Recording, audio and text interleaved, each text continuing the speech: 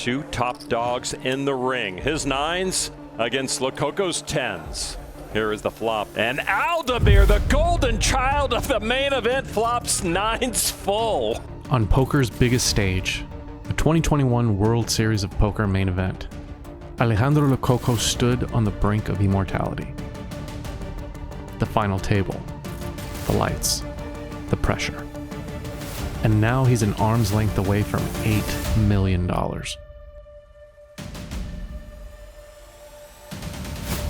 And is facing a life-changing decision.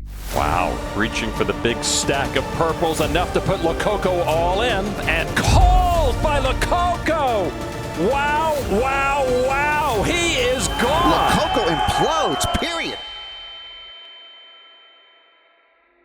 You can ask any legend in any field, and they'll be able to tell you a story that to this day hurts their soul. The river card is a queen for the straight! One moment that lingers in their mind, clasped for eternity. What an uppercut by Douglas, down goes Tyson. A moment when victory is within grasp, but is swiped away in the blink of an eye. Pass is intercepted at the goal line by Malcolm. For Lococo, this was that devastation. The heartbreak that would knock over the first domino to a future that no one would have anticipated. It was a miracle that Lococo even got this far. While most professionals have been in the industry for years, mastering game theory and running endless simulations, Lococo's origin story didn't start remotely in this manner. You see, Lococo was forged in a different arena, freestyle rapping, and that's where he cut his teeth. A domain where dynamic improvisation, fierce competitiveness, and the unwieldy nature of being on the attack. Papo MC is the master of this domain. And although he finishes in 7th place, he's taking home more than $1 million, and it's an incredible result for any person in the world, including professionals. But for Papo MC, this moment would haunt his soul and linger for years to come. Many players would have called it enough. Over $1 million in a single tournament. Be grateful. Take the win. Walk away. After all, you can never beat the casino. And in this game, the casino is the professionals. Lococo wasn't looking for a payday. He was chasing competition and glory. The drive that pushed him to freestyle mastery was pushing him once again. And where most players would train in the safety of study, Lococo would train with no safeties, on the felt, with real stakes, playing his intuitive style. Lococo would remember that haunting moment and lean in. Countless hours in card rooms, traveling, flights. Lococo would battle in the crucibles of the poker circuits, and he would go on to cash in nearly 40 tournaments and win over $1.6 million. Lococo turned his haunting into motivation, and he didn't retreat. He didn't back down.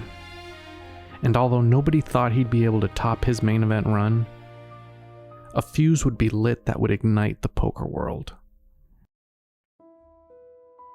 Over the last 3 years, Lococo has sharpened the very instincts that once betrayed him.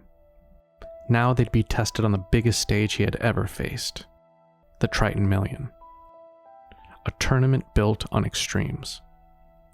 A first place prize of $12 million, eclipsing the $8 million that almost was. An invitational tournament reserved for industry leaders and giants of the poker world. A place where legends test themselves and where mistakes are punished instantly. For Alejandro Lococo, this was his first Triton event, the biggest buy-in of his career, and the deepest water he had ever stepped into. At stake, a $500,000 buy-in and the top prize of $12 million, a World Series of Poker bracelet, and the coveted Triton Trophy, a symbol reserved for the game's elite. This tournament wasn't just about money. It's about redemption and returning to the world stage. not as the player who almost won, but as the man who refused to let the moment define him. An outsider amongst the best in the world. This is the story of how a legend was born. Hello, everyone, and welcome once again as we take another swing at the top of the show here from Paradise Island in Atlantis, Bahamas. Ali Najad alongside Randy Liu. Just about 1 minute of time here at the desk to walk you through this Triton Million Invitational in Paradise, Randy, where it's $1 million buy-in, $500,000 across 37 pairings for 74 total players. And the other rule, of course, Randy, is the fact that we've got a split field. A split field on day one. The pros will be playing against pros, invitees against each other, full segregation. On day two is when the combining effect happens. Yeah, and of course, because of that, we do expect very different procedures on either side of the field. The journey has begun for Alejandro Lococo. The path to redemption now runs through 3 unforgiving days. Against a field unlike anything he's ever faced. This is only day 1, and already the stakes feel different. Gone are the thousands of hopeful amateurs of the WSOP. Here, the room is filled with trained invitees, players who have built empires outside the game and reputations within it. They're calculated, unpredictable, and relentless. Their goal is simple: survive the opening gauntlet, reach day 2, and earn the right to collide with the world's elite professionals waiting ahead. For Lococo, every hand is a test, every pot a conversation. And somewhere beneath the lights and the pressure, his second act begins. Pocket aces against Lococo's I queens. shouldn't talk an after race, you know. I know it was coming. Queens versus aces. Lococo has the 3rd best starting hand in all of Hold'em. But here, in this spot against Charlie, it's a trap. Because in a tournament like this, early damage doesn't just cost chips. It costs control. And with $500,000 already committed, there's no room to gamble on hope or to hide behind bad luck. Every decision has to be deliberate, measured, designed to survive the worst case scenario. And for Lococo, this hand isn't just about winning a pot. It's about avoiding a moment that could quietly derail everything before day 1 has even settled. And look at Charlie checking back aces, trying to make this a 2-street game, and the queen on the turn. Binky. Lococo has navigated this hand perfectly, minimizing risk and respecting the danger. And with the queen on the turn, everything has flipped. Now he's ahead. His focus shifts to one thing: how to get paid. He's gone big. He does flat call. There's no world in which he can expect to be up against a set of queens. They reach the river. The danger is gone, but the risk isn't. Lococo's ahead. And now the decision is how far he's willing to push without pushing too far. There shouldn't be much fear for Lococo. He just wants to go for more sizable value. Of 128,000. Near pot size, 128k, and snap called. Yeah, Hook doesn't seem too pleased about that. In a tournament like this, one hand doesn't define your day. But sometimes, it defines who you are inside. 3 years ago, the pressure mounted, and the dream slipped away. This time, Lococo doesn't flinch. He fires. And when the chips are pushed his way, it isn't just a pot. It's belief. The room shifts, and Lococo is now starting to build on that rhythm. When the dust settles on day 1, he's near the top of the counts. With nearly 1.3 million in chips bagged, day 1 is now over. And tomorrow, the fields combine.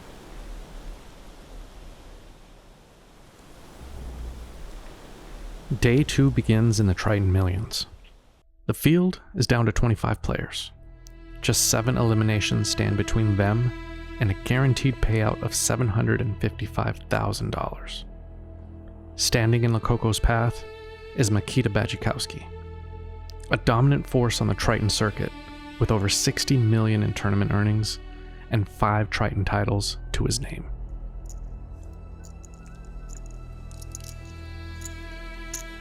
$375. Jack 10 suited here, about 40 blinds. I mean, you'd think he probably just calls. Looks like that's what he's gonna do. I was sweating it a bit there, you know. Yeah, just like jam. Yeah. Right.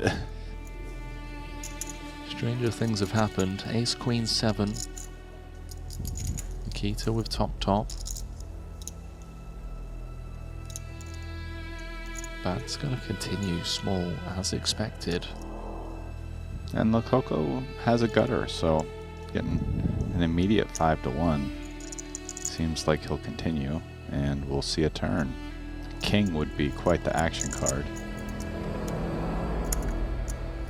How about an 8 for a double gut shot? The turn doesn't save Lococo, but it gives him something far more dangerous. Options. He could fold, preserve his stack. He could call and hope to get there. Or he could use the same instinct that's been honed for the past 3 years. One decision cost him everything on one of the biggest stages of his life. The weight of that moment doesn't disappear. It waits. And now with millions in the middle, the pressure has returned. This is where doubt creeps in, and history repeats itself. But this time, Lococo doesn't hesitate. Lococo's jammed. Wow, that is a little unexpected. That's a crazy play. Ryan, if Bads calls and holds, he's the overwhelming chip leader with 13 million chips. Lococo's out of there, 7 off the money. I mean, he's probably going to call. He has a pretty big hand here. But let's see. If he thinks, oh my goodness, he probably thinks Lococo has to have 2 pair at least. He just showed 1 card. No, shock. Wow. Lococo tables the Jack 10. What a sicko. In a $500,000 buy-in, just rips it in with the double gut shot, gets Bads to fold Ace King. He moves up to 5th in chips. Welcome to the Alejandro Lococo show, ladies and gentlemen. Holy mackerel. The ghost stays in the past. This isn't desperation. It's growth. The kind earned in heartbreak. That bluff doesn't just win a pot. It proves he's no longer a player who walked away haunted. From 1.3 million to 10.8 million chips. And now, the final table isn't a dream. It's destiny.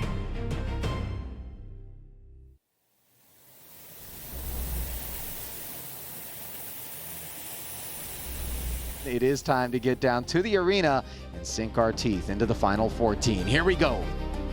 Day 3 began with 14 players. 90 minutes later, the final table was set. And Lococo sat squarely in the middle of the pack. But across the table sat a familiar face. Ben Heath. 3 years ago, Heath cheered from the rail as Lococo's main event dream came to an end. And on that day, he celebrated Lococo's loss. But tonight, he isn't watching. He's in the way. One by one, 4 more players fell. Now, only 4 opponents stood between Lococo and glory. One of those players is Heath. And it was a matter of time before a confrontation took place. Only this time, Heath isn't a spectator. He's an obstacle. Oh, mystery hand. Here we go. Good luck figuring this one out, ladies and gents. I mean, feels like we get started with just a call. 20 effective, going to the flop. Just shy of 3 million out there. Queen 8 deuce. Continues for 25%. He's going to lead this, which is, I'm not sure if this is a thing. I mean, normally in these spots, you find the big blind leading maybe a deuce, because Ben really can't even have a deuce, or an 8. But I'm not sure that he has more Queen X. But Lococo doesn't care. He's leading anyway. It might not be standard, but Lococo has never been standard. When the moment gets uncomfortable, he leans in. He's counting out some chips. A lot of fumbling of the chips, by the way. Just yeah. does eventually fire out a bet of 5 million. This river changes nothing except the weight of the moment. And now the pressure shifts. 3 years ago, Lococo sat in this same silence, staring at a decision that would define his run. Tonight, it's Ben Heath who feels it.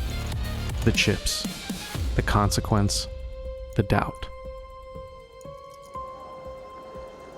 Oh, he's made the call. And Lococo has trips. Heath down to 4 bigs. Ben Heath has called, and it's wrong. Not because he's reckless, but because Lococo has forced him into uncertainty. The unconventional player, dictating terms to one of the best in the world. Ben Heath is destroyed. He's left with crumbs, and his exit is imminent. The balance has shifted, and for the first time in this rivalry, Lococo now holds the leverage. Lococo gonna flat with the 5s. Ooh. See if Talfidi finds a squeeze here. He does have 4.8. a hand to do it with. Yeah, there it yes. is. Should work.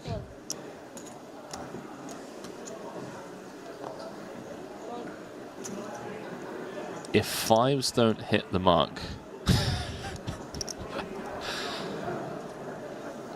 I mean, if he jams, mashes. Talvidi's gonna fold. This would be pretty insane. Oh, he's so sick. He's a sicko. He's such a sicko. Yeah. Oh, mate, and he shows the 5 as well. Oh, please, Lococo, you are welcome to the Triton Tour anytime, any place, mate. I'll book your flights for you. A single card revealed. A message sent. Poker is a long memory game. And sometimes, a single hand plants a seed. Talvidi won't forget that bluff.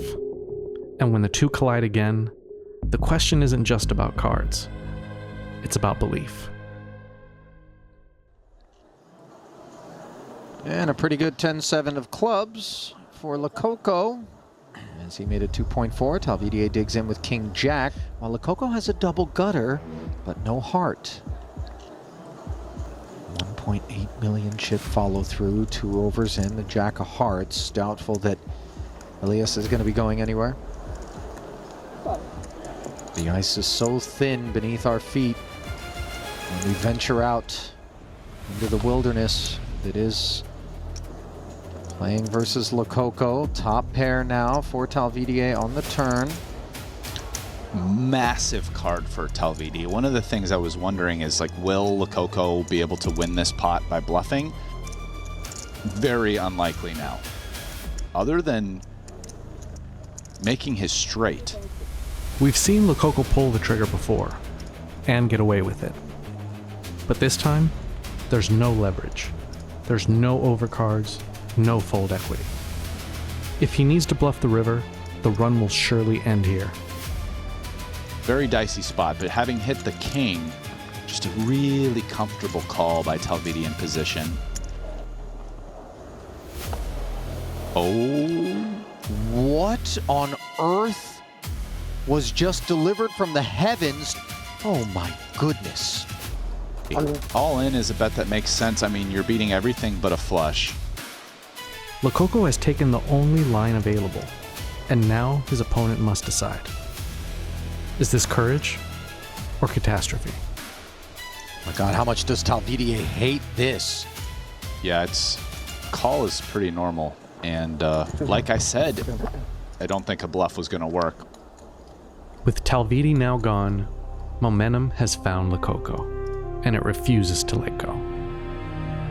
Daniel DeVoris falls next, then Sinan and Liu. And in a matter of hands, the field collapses and suddenly there's one opponent left. Ben Heath. Heath has managed to survive after Lococo crippled his stack. And all that remains is the finishing blow. This incredible run by the Argentinian battle rapper is a testament to resilience. 3 years ago, Lococo freestyled his way through thousands, only to fall short of the finish line. But he didn't retreat. He raised the stakes. He entered one of the toughest fields ever assembled, and played without fear. He extracted value when he was ahead, and he risked it all when he was behind. And now, only Heath remains. The same man who cheered as his dreams ended 3 years ago. The stage is set for the ultimate redemption. Now, Lococo just has to claim it. He started the match with a 7-1 chip lead. 8 hands later, dominance. Ben Heath is running out of options, and Lococo is closing in. You then have to have a person who every hand is coming in and doing that kind of... No, maybe we motorize it, man. You know what I mean?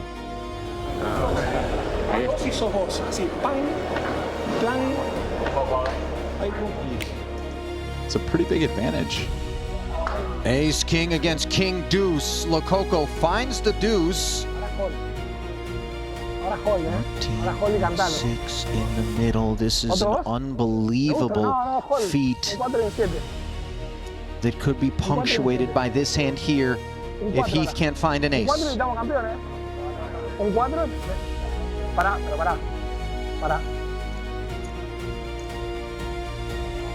Can Heath pull a rabbit out of a hat and keep himself in this match? No!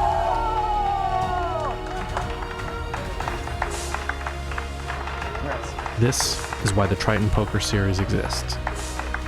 An invitational where the fearless test themselves against the very best, and where legends are forged, not given. For Alejandro Lococo, the journey comes full circle. He's competed in his very first Triton event, at the biggest buy-in of his life, and he's won $12 million, a World Series of Poker bracelet, and the coveted Triton trophy.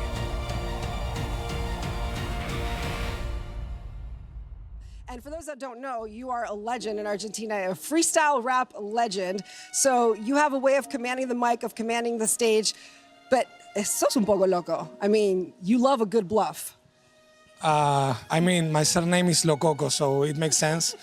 And yeah, you know, I play for the glory. I play for because I love the game and I love to win. I'm a competitor. I'm a rap competitor, a poker competitor, and I love to compete and I love to win. I never play thinking money.